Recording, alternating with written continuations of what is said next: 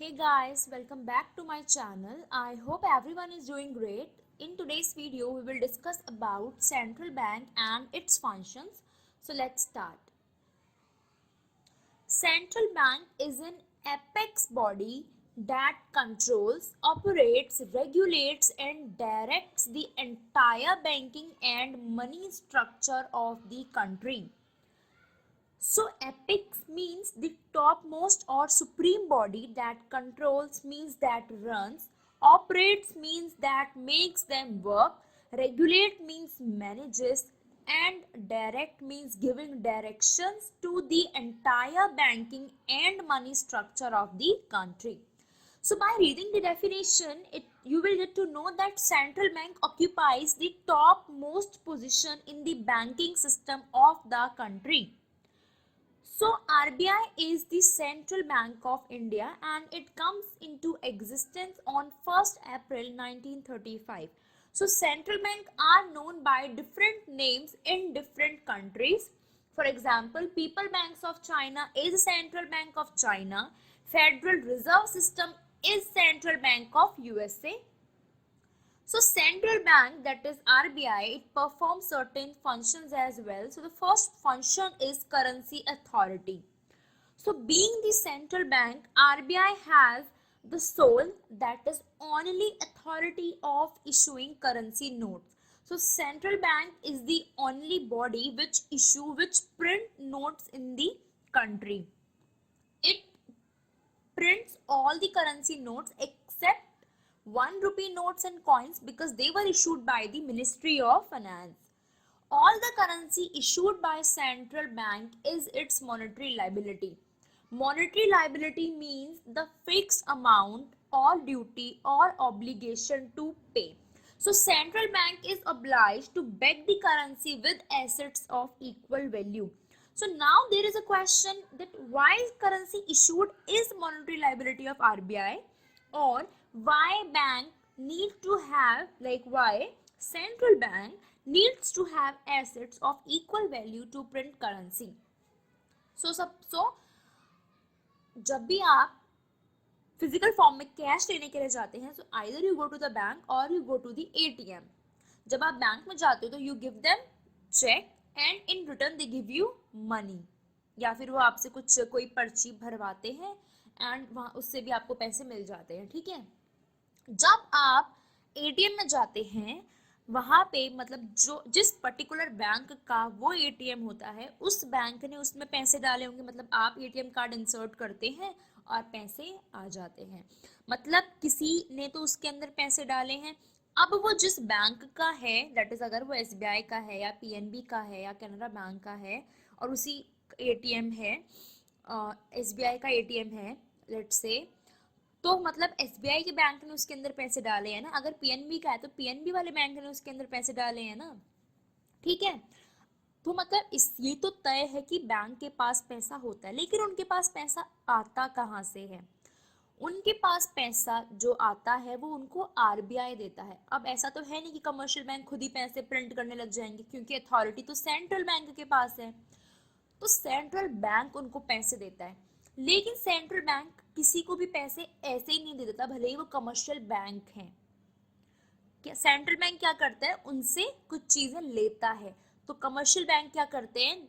जो भी उनके पास चीजें होती हैं, जैसे कि ट्रेजरी बॉन्ड हो गया, ट्रेजरी बिल हो गया, गोल्ड कॉइन्स हो गए, फॉरेन एक्सचेंज हो गया, डोमेस्टिक गवर्नमेंट की लोकल करेंसी सिक्योरिटीज हो गई, तो वो क्या करते हैं?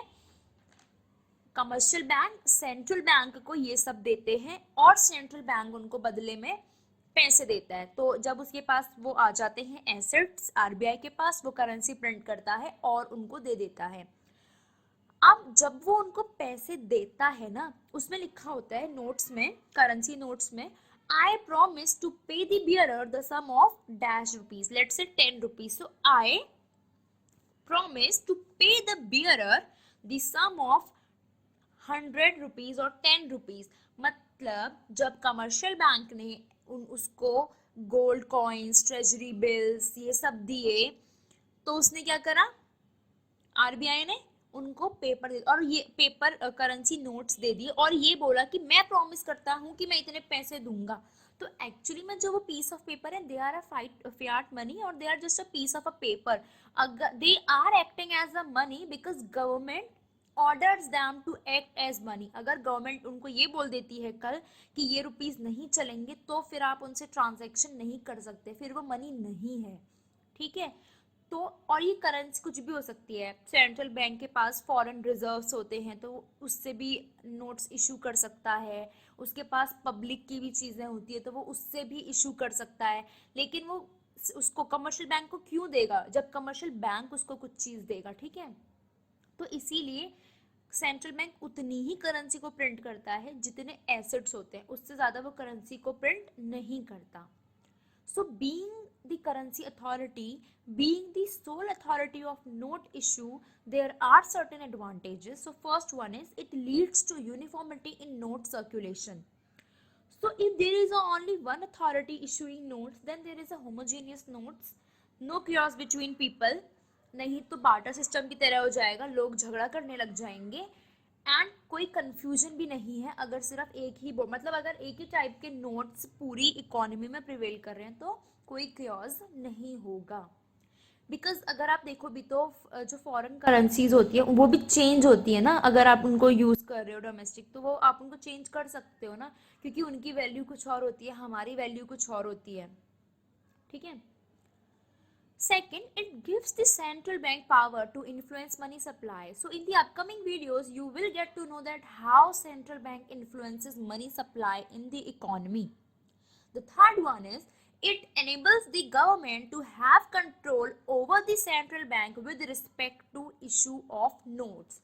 तो सेंट्रल बैंक वर्क करता है अंडर सेंट्रल गवर्नमेंट. तो जब भी कुछ भी डिसीजन लेना होता है, सेंट्रल बैंक भी गवर्नमेंट को क्या करता है, उसको बताता है वो चीजें, डिसीजन जो भी वो चीजें डिस्कस करते हैं उसके बाद डिसीजन लेते हैं. सेम गवर्नमेंट भी.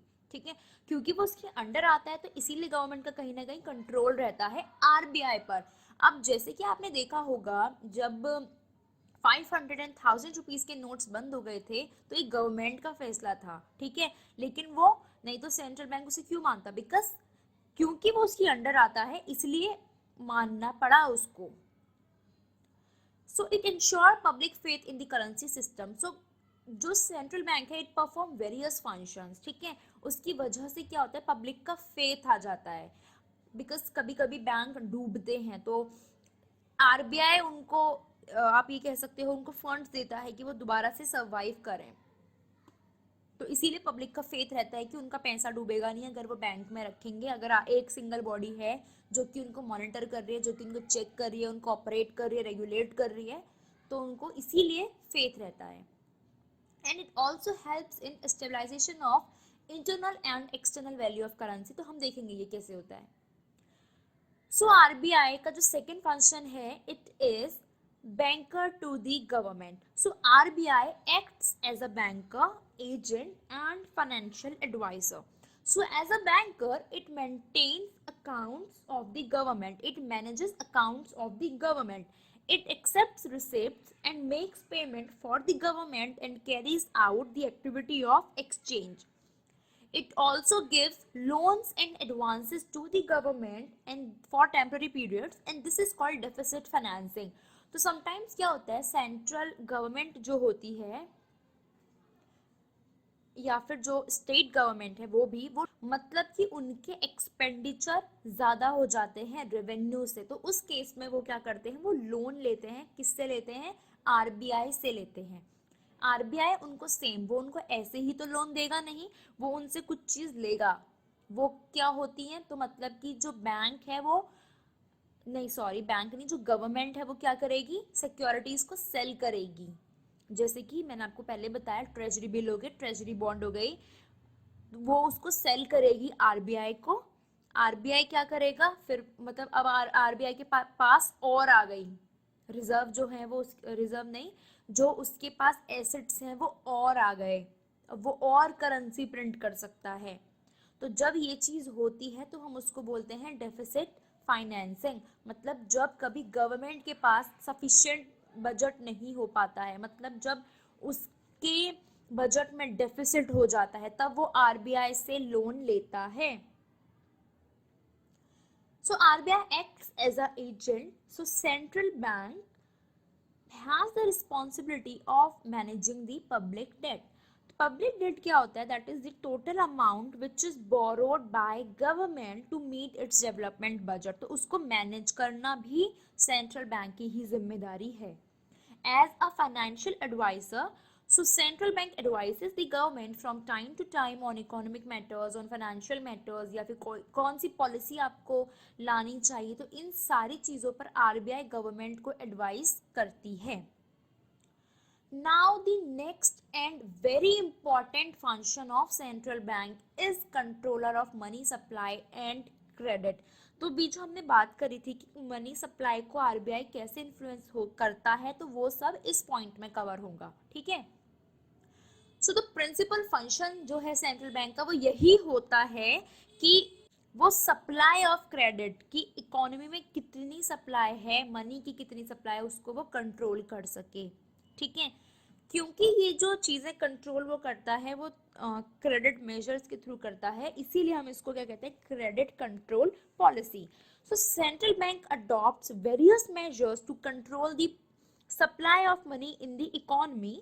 These measures relate to credit supply, which is why monetary policy of the central bank is often known as credit control policy. ठीक है, इसीलिए कहा जाता है. तो सेंट्रल बैंक कंट्रोल करता है सप्लाई ऑफ मनी को. क्यों? क्योंकि उसको दो सिचुएशंस, एक तो है इन्फ्लेशन, दूसरी है डिफ्लेशन, उसको कोप अप करना होता है. इन्फ्लेशन क्या होता है? जब जनरल प्राइस लेवल ऊपर चला जाता है उसको हम इन्फ्लेशन कहते हैं. जब हम कहते हैं कि महंगाई हो रही है, जब हम कहते हैं कि सारी चीज़ें महंगी हो गई हैं, इसका ये मतलब नहीं कि सिर्फ एक कमोडिटी की कल प्राइस बढ़ रहा है, फिर 2 दिन के बाद घट रहा है, फिर बढ़ रहा है, फिर कम हो रहा है, हम उसको इन्फ्लेशन कहेंगे जब वो बढ़ रहा है, और डिफ्लेशन कहेंगे जब वो घट रहा है. ऐसा नहीं होता है. जब थोड़े से टाइम पीरियड के लिए ये चीज़ें होती हैं एंड जनरल प्राइस लेवल, मतलब सभी कमोडिटी के प्राइस लेवल पे ये चीज़ें देखी जाती हैं, तब हम उसको इन्फ्लेशन कहते हैं. तो बहुत सारे इंस्ट्रूमेंट्स हैं मनी सप्लाई को कंट्रोल करने के लिए. सो उनको दो कैटेगरी में डिवाइड किया है. The first one is qualitative, the next is quantitative. So these are the various measures. तो हम सबसे पहले क्वांटिटेटिव करने वाले हैं. So the two policy rates. So the first one is bank rate and second one is repo rate. So repo rate is the rate at which central bank of a country, that is RBI in our case, lends money to commercial bank to meet their short term needs. ठीक है. And bank rate is the rate at which central bank of a country lends money to commercial bank to meet their long-term needs. So by reading the definition, it is very clear that these two rates are almost same, but the difference is just कि repo rate होता है short term needs को meet करने के लिए और bank rate होता है लॉन्ग टर्म नीड्स को मीट करने के लिए. ठीक है. तो हम सबसे पहले रेपो रेट पढ़ते हैं. सपोज करो गवर्नमेंट ने, आरबीआई ने क्या करा? रेपो रेट इंक्रीज कर दिया. रेपो रेट वो रेट है जिसपे सेंट्रल बैंक आरबीआई जो है वो कमर्शियल बैंक को लोन देता है, वो महंगा कर दिया. कॉस्ट ऑफ बोरोइंग्स महंगी हो जाएंगी. मतलब कि कमर्शियल बैंक जहां पहले वो अगर 100 रुपये उधार लेता था, वो सिर्फ 10 रुपये, मतलब अगर इंटरेस्ट देता है तो 110 देता है टोटल, तो अब वो क्या देगा? अगर ये 20% हो जाता है तो 120 देगा. तो कॉस्ट ऑफ बोरोइंग्स क्या हुई? महंगी हो गई. जब कॉस्ट ऑफ बोरोइंग्स महंगी हुई, मार्केट रेट ऑफ इंटरेस्ट भी महंगा हो जाएगा. मार्केट रेट ऑफ इंटरेस्ट भी महंगा हो जाएगा. मार्केट रेट ऑफ इंटरेस्ट वो रेट ऑफ इंटरेस्ट होता है जिसपे कमर्शियल बैंक आम पब्लिक, मतलब हमको, इन्वेस्टर्स को, और ये जो हम कंज्यूमर्स हैं उनको जब लोन देता है, वो होता है मार्केट रेट ऑफ इंटरेस्ट. ठीक है. अब जब market rate of interest increase हो गया, मतलब लोगों को लोन पर ज्यादा इंटरेस्ट देना पड़ रहा है, तो वो क्या करेंगे? लोन कम लेंगे. लोन कम ले रहे हैं लोग, तो मनी क्रिएट कम होगी. वो हम नेक्स्ट वीडियो में पढ़ेंगे कि मनी कैसे क्रिएट होती है. ठीक है. तो जब market rate of interest increase हो जाएगा, लोग लोन कम लेंगे. ये तो काफी लॉजिकल है कि लोग लोन कम लेंगे, क्योंकि अब उन्हें ज्यादा देना पड़ रहा है, तो इसलिए वो लोन कम लेंगे. अगर वो लोन नहीं ले रहे हैं, इसका मतलब क्या हो रहा है? जो वो पहले जिन चीजों पे खर्च कर रहे थे पैसा, वो उस पर नहीं कर पाएंगे. मनी सप्लाई रिड्यूस हो जाएगी. ठीक है। मनी सप्लाई अगर रिड्यूस हो गई, लोगों के पास पैसा नहीं है, तो वो खर्च किस पर करेंगे? क्या होगा? एग्रीगेट डिमांड, मतलब सब लोगों की जो डिमांड है वो नीचे चली जाएगी। अगर इकोनॉमी में इन्फ्लेशन है तो आरबीआई यही वाली पॉलिसी को अप्लाई करता है, वो रेपो रेट को इंक्रीज कर देता है, जिससे कि क्या होता है? इन्फ्लेशन कर्ब हो जाता है। तो एक बार मैं दोबारा बता रही हूँ, आरबीआई ने क्या करा? रेपो रेट को इंक्रीज कर दिया। रेपो रेट को इंक्रीज करने से कमर्शियल बैंक जिस रेट पर लेता था लोन वो महंगा हो गया, मतलब cost of borrowings will increase. Now commercial bank have to pay more interest. तो क्या करेगा commercial bank? Commercial bank market rate of interest भी इंक्रीज कर देगा। The rate of interest at which commercial bank advances loan to the public, वो क्या हो जाएगा? इंक्रीज हो जाएगा। अब लोन महंगा हो गया, तो हमने पहले पढ़ा है प्रीवियस वीडियो में कि जब भी कमर्शियल बैंक लोन देते हैं वो क्या करते हैं? कुछ पार्ट रिजर्व रखते हैं अपने पास और फिर कुछ क्या करते हैं? वापस कुछ लोन दे देते हैं। अब रेपो रेट इंक्रीज हो गया, market rate of interest increase हो गया है, तो क्या होगा? मनी सप्लाई रिड्यूस हो जाएगी। मनी सप्लाई कैसे रिड्यूस होगी? क्योंकि अब लोग लोन कम ले रहे हैं, क्योंकि उनको ज्यादा इंटरेस्ट दे, तो लोगों को लोन पर इंटरेस्ट अब ज्यादा देना पड़ रहा है, तो वो कॉस्टली फाइंड करेंगे लोन लेना, वो लोन नहीं लेंगे। ठीक है, लोन नहीं लेंगे तो मनी सप्लाई कम हो जाएगी। वो हम हमारी वीडियो में मैंने आपको बताया पढ़ेंगे अभी। मनी सप्लाई रिड्यूस हो जाएगी। जब मनी सप्लाई रिड्यूस हुई तो एग्रीगेट डिमांड फॉल हो जाएगी, लोगों के पास पैसा नहीं है तो खर्च किस में करेंगे? इससे क्या होगा? इन्फ्लेशन जो है वो कर्ब हो जाएगा। मनी सप्लाई रिड्यूस होगी, इन्फ्लेशन कर्ब हो जाएगा। जो चीजें महंगी हुई थी वो अब धीरे धीरे सस्ती होने लग जाएंगी। तो इसीलिए हम, मतलब दैट इज आरबीआई, वो ये वाली पॉलिसी को अडॉप्ट करता है। अगर रेपो रेट डिक्रीज कर दिया जाता है, अगर रेपो रेट डिक्रीज हो गया तो अब कमर्शियल बैंक को कॉस्ट ऑफ बोरिंग जो है वो सस्ती पड़ेंगी, कॉस्ट ऑफ बोरिंग डिक्रीज हो गई है उनके लिए। मार्केट रेट ऑफ इंटरेस्ट वो डिक्रीज कर देंगे। अब लोग लोन ज्यादा लेंगे क्योंकि इंटरेस्ट कम देना पड़ रहा है, लोन ज्यादा ले रहे हैं, वो मनी सप्लाई क्या हो रही है? इंक्रीज हो रही है। लोन अगर ज्यादा लेंगे, लोगों के पास पैसा ज्यादा आ जाएगा, तो मनी सप्लाई तो बढ़ गई ना। लोगों के पास पैसा अगर ज्यादा आ रहा है, डिमांड ज्यादा करेंगे, वो चीजों की डिमांड ज्यादा करेंगे, तो अगर इकोनॉमी में डिफ्लेशन है, मतलब कि प्राइस कम, जनरल प्राइस लेवल से कम जा रहा है प्राइस, तो वो फिर से ऊपर आ जाएगा और डिफ्लेशन कर्व हो जाएगा। देखो, जो प्रोडक्शन है ना वो इंक्रीज और डिक्रीज नहीं हो रहा है, डिमांड इंक्रीज और डिक्रीज हो रही है। ठीक है, तो सप्लाई तो उतनी की उतनी है, डिमांड ऊपर नीचे आ रही है। अगर कोई गुड 100 रुपए का चला गया, लोग उसकी डिमांड ही नहीं कर रहे हैं, डिमांड ही नहीं कर रहे हैं उसकी, तो क्या करेंगे सप्लायर? उनको प्राइस कम करना पड़ेगा ना। और अगर ये सब, मतलब पूरी इकोनॉमी में ऐसा चल रहा है, तो प्राइस धीरे धीरे धीरे धीरे नीचे आ जाएगा।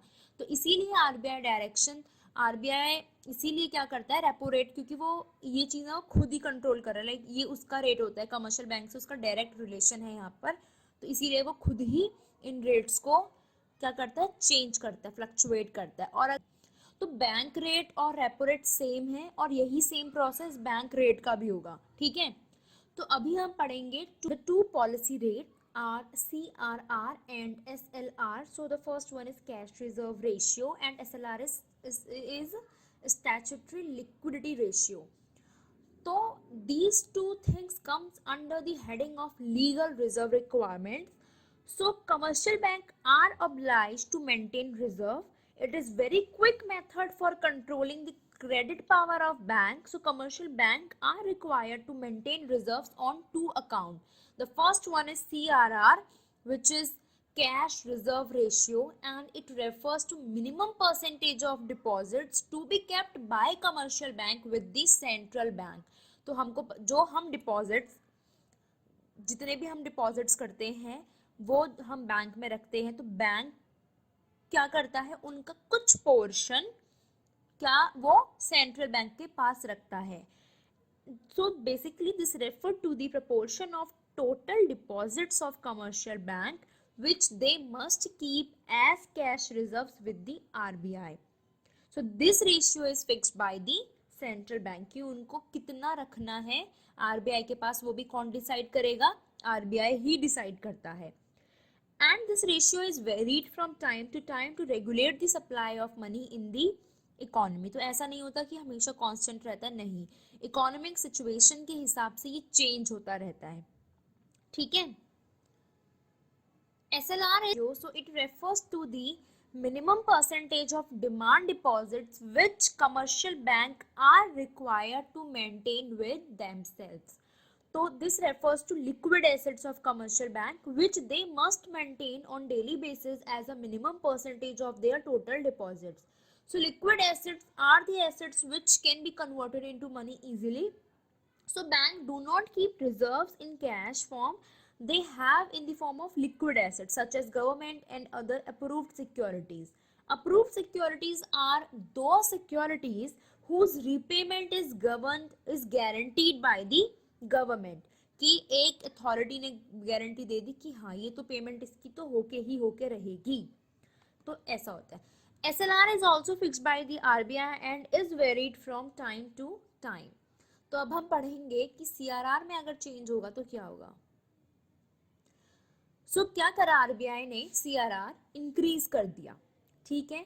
तो अब क्या होगा, जो कमर्शियल बैंक आरबीआई के पास कुछ रेशियो, कुछ प्रपोर्शन एज अ रिजर्व रखते थे वो अब ज्यादा हो गया.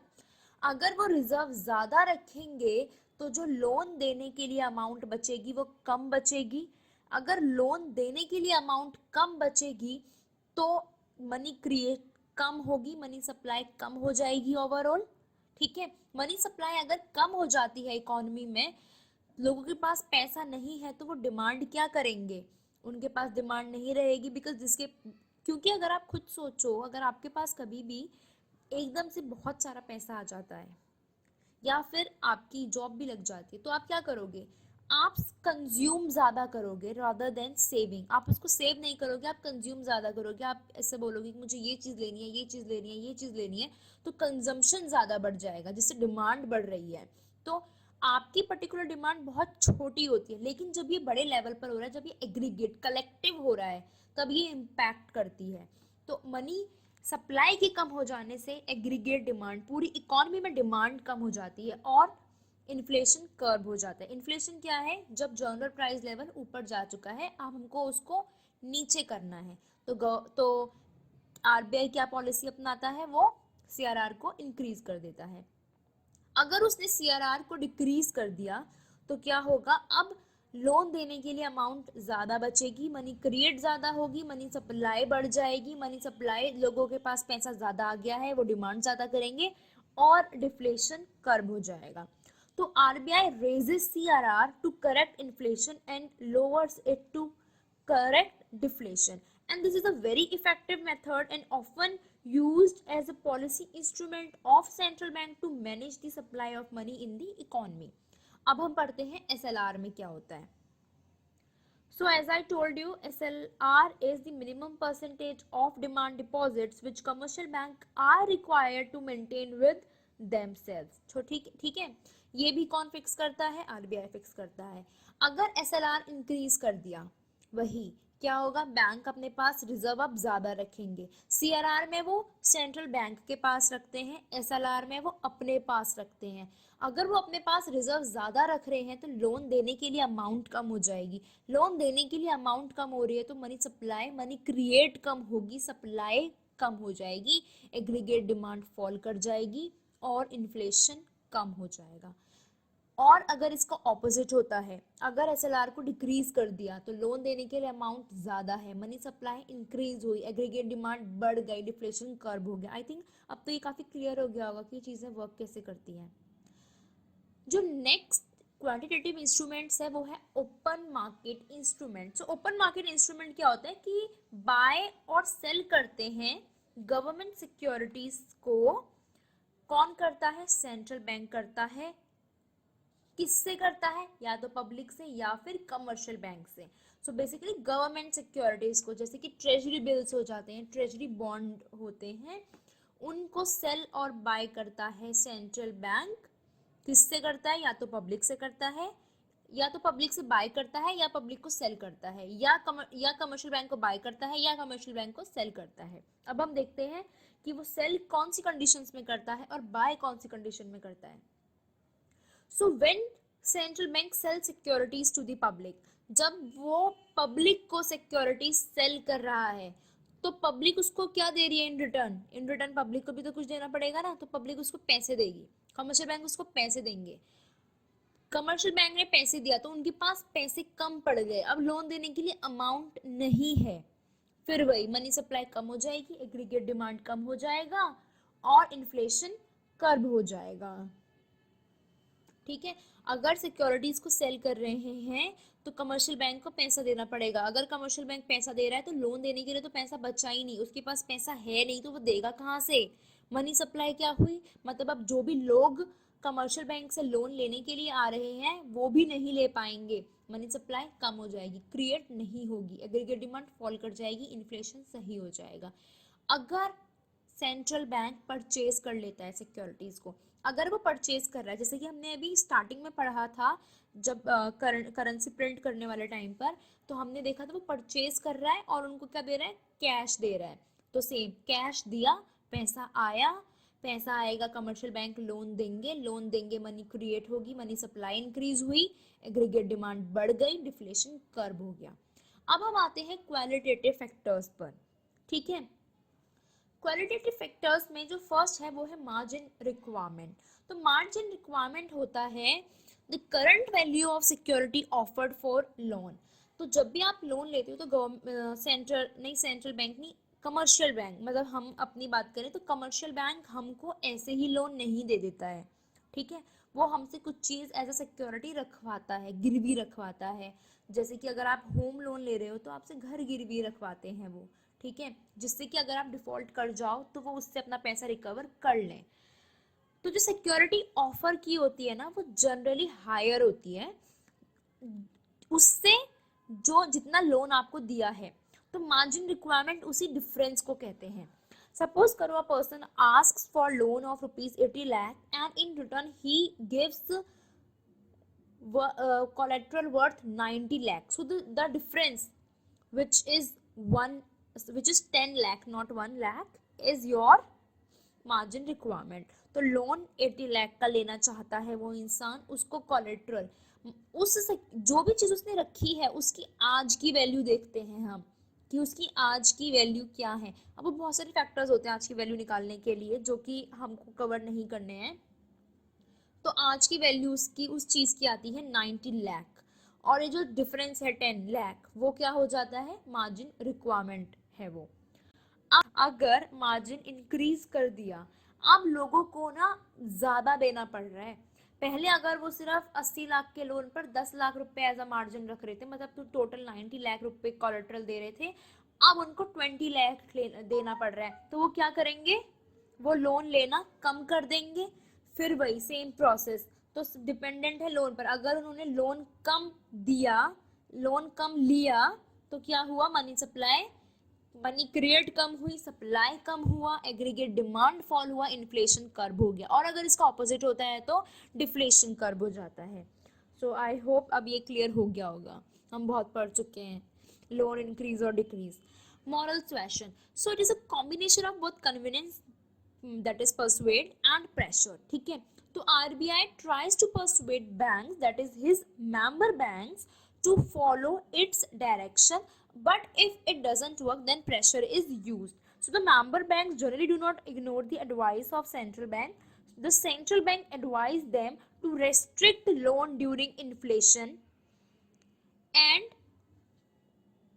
बी लिबरल इन लेंडिंग ड्यूरिंग डिफ्लेशन, कि डिफ्लेशन के टाइम पे खूब पैसा दे दो, लोगों को खर्च करने दो, जिससे कि जनरल प्राइस लेवल ऊपर आ जाएगा, और इन्फ्लेशन के टाइम पर उन्हें पैसा उनसे ले लो।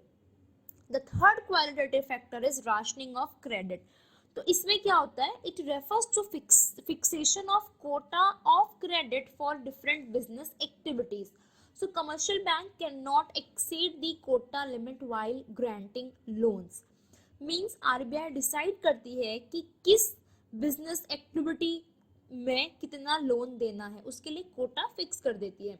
फॉर एग्जाम्पल इसको आप ऐसे समझो कि जब हम यूनिवर्सिटीज़ में जब आप एडमिशन लेने जाओगे या जो चले गए हैं, वो क्या होता है, यूनिवर्सिटी का एडमिशन क्राइटेरिया होता है कि जनरल कैटेगरी के लिए इतनी नंबर ऑफ सीट्स फिक्स होती हैं, एससी एसटी के लिए इतनी नंबर ऑफ सीट्स फिक्स होती हैं, ओबीसी के लिए इतनी नंबर ऑफ सीट्स फिक्स होती है. फिर गर्ल्स कोटा होता है जिसमें कि गर्ल्स के लिए इतनी नंबर ऑफ सीट फिक्स होती हैं. तो ऐसा ही बैंक भी करता है, वो हर बिजनेस एक्टिविटी के लिए एक कोटा फिक्स कर देता है. ठीक है. अगर आरबीआई को किसी पर्टिकुलर बिजनेस में मनी सप्लाई को रिड्यूस करना है तो उसका कोटा कम कर देंगे, इंक्रीज करना है तो उसका कोटा बढ़ा देंगे. तो rationing of credit is introduced when the flow of credit is to be checked particularly for speculative activities in the economy. speculative activity का मतलब होता है कि you are buying something for with the motive of selling it and getting profit. आपका M होता है profit, आपने कुछ चीज खरीदी और फिर आप बेच रहे हो जिससे कि आपको प्रॉफिट हो. तो उस एक्टिविटीज में जनरली हम ये इस फ्लो ऑफ क्रेडिट यहाँ पे हम चेक करते हैं. इन्फ्लेशन के टाइम पे कोटा रिड्यूस कर देंगे जिससे कि और लोगों को प्रॉफिट ना हो, क्योंकि अगर उनको प्रॉफिट हो रहा है तो वो तो इंक्रीज होता चला जाएगा ना. बिजनेसमैन जैसे कि हो गए, जो कि दुकानदार हो गए, ये सब. डिफ्लेशन में क्या होता है, कोटा हम इंक्रीज कर देते हैं और इन्फ्लेशन में हम कोटा रिड्यूस कर देते हैं. ठीक है. Now the fourth is I think fourth is selective credit control. ठीक है. सिलेक्टिव क्रेडिट कंट्रोल क्या होता है? So RBI gives direction to other banks to give or to not give loan for certain purposes to particular sectors. तो RBI direction देता है किसको, commercial bank को, कि वो कब, मतलब कि वो किस पर्टिकुलर सेक्टर को लोन दे और किसको नहीं दे. ठीक है. This measure can be applied in both positive and negative manner. तो कैसे होता है? The flow of credit to a certain sector may be encouraged with a view to stimulate production. अगर गवर्नमेंट किसी चीज को बढ़ावा देना चाहती है तो वो क्या करेगी, उसके लिए लोन को वो इजी कर देगी, मतलब उनको लोन वो देंगे, जैसे कि स्मॉल स्केल इंडस्ट्रीज हो गई, एग्रीकल्चर हो गया, ये सारी चीजों को. और नेगेटिव मैनर में RBI decide to restrict the availability of credit to certain sectors. जैसे कि जस्ट फॉर एग्जांपल कि जो टोबैको होता है उनके लिए, सिगरेट्स के लिए, अल्कोहल वाले जो पर्टिकुलर चीज़ें होती हैं उनके लिए. ठीक है. सो इन्फ्लेशन के टाइम पे क्या करो, डिस्करेज कर दो. ठीक. डिफ्लेशन के टाइम पे एनकरेज कर दो. तो आई होप अभी आपको बहुत इजीली समझ आ गया होगा. तो यस, पॉजिटिव मैनर में हम क्या करते हैं, क्रेडिट को इंक्रीज कर देते हैं. लेकिन यहाँ पे इंक्रीज की स्पेलिंग गलत है, I am so sorry, S extra है एक. या पॉजिटिव मैनर में क्या करते हैं, फ्लो ऑफ क्रेडिट को इंक्रीज कर देते हैं. लेकिन अगर इन्फ्लेशन है तो अवेलेबिलिटी ऑफ क्रेडिट को डिस्करेज कर देते हैं और उसका ऑपोजिट करते हैं, डिफ्लेशन पे उसका ऑपोजिट करते हैं. Now the next function of central bank. तो अभी तक जो हमने पढ़े वो किसके अंडर आता था, controller of money supply and credit, custodian of foreign exchange. तो ये फंक्शन है सेंट्रल बैंक का. ठीक है. So central bank acts as the custodian of foreign exchange or current country's stock of gold. Custodian is basically protecting or keeping well. So this function enables the central bank to exercise a reasonable control on foreign exchange. It helps the bank in stabilizing the external value of currency. So एक example देती हूँ, हम अपनी currency strong कैसे करें. तो हम जान लाइक आई होप सबको पता ही होगा कि $1 कुछ 70 लेट्स से 75 पैसे, मतलब अगर हम 75 रुपये खर्च करेंगे, अपने रुपीस खर्च करेंगे तो हम $1 को खरीद पाएंगे, मतलब वो इतना महंगा है डॉलर. ठीक है. तो उसका क्या रीज़न है? सबसे पहले तो देखें तो हमारी कंट्री इंपोर्ट ज़्यादा कर रही है अगर किसी चीज़ को, तो हमारा पैसा बाहर जाएगा. फॉरेन गुड्स की डिमांड ज़्यादा है कंट्री में, उनको पे करने के लिए पैसा तो बाहर ही जाएगा ना. ठीक है, तो लोकल करेंसी वीक हो जाएगी। तो ऐसे ही बहुत सारे रीजंस होते हैं, बट क्योंकि ये वीडियो उसके लिए नहीं है तो हमने जस्ट यहाँ पे सिर्फ एक ही चीज देखी। सो यस, तो central bank acts as the custodian, तो it keeps well countries, foreign exchange हो गया, स्टॉक ऑफ गोल्ड हो गया। The next function is bankers bank and supervisor. So there are number of commercial bank in a country. So being the apex bank, the central bank acts as the banker to the other bank. ठीक है? So it has same relationship with the commercial bank as commercial bank have with the public. तो उस RBI का वैसा relation है commercial bank से जैसा हमारा है किसके साथ, कमर्शियल बैंक के साथ। हम डायरेक्ट डील नहीं करते हैं आरबीआई के साथ, हम कमर्शियल बैंक के साथ डील करते हैं। जो सबसे as the banker to bank, जो सबसे पहला पॉइंट है that is central bank do three functions. The first one is custodian of cash reserves. Custodian का मतलब कीप वेल, ठीक है, या फिर protecting. So we already discuss that commercial bank require to keep a certain proportion of deposits with the central bank. So central bank acts as a custodian of cash reserve with the commercial bank, ठीक है। Now lender of last resort. When banks fails to meet their financial requirement, then for example lot of people come on a particular day and want demand deposit, so bank को पैसा देना पड़ेगा, नहीं है तो commercial bank से help मांगेगा, commercial bank से हेल्प नहीं मिली तो आरबीआई उसको लोन देना पड़ेगा। तो इसीलिए आरबीआई क्या है, लैंडर ऑफ लास्ट रिजॉर्ट है, clearing house. So central bank holds cash reserves of all commercial bank, ठीक है।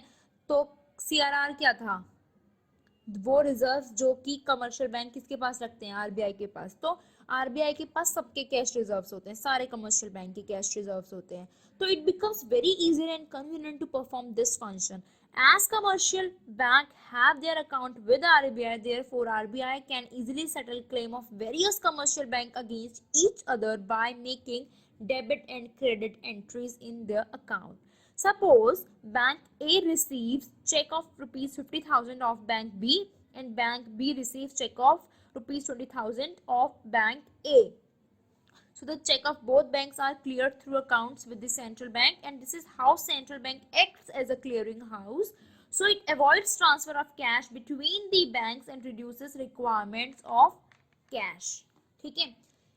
And as a supervisor, it regulates, it controls, it monitors, it does these kinds of things.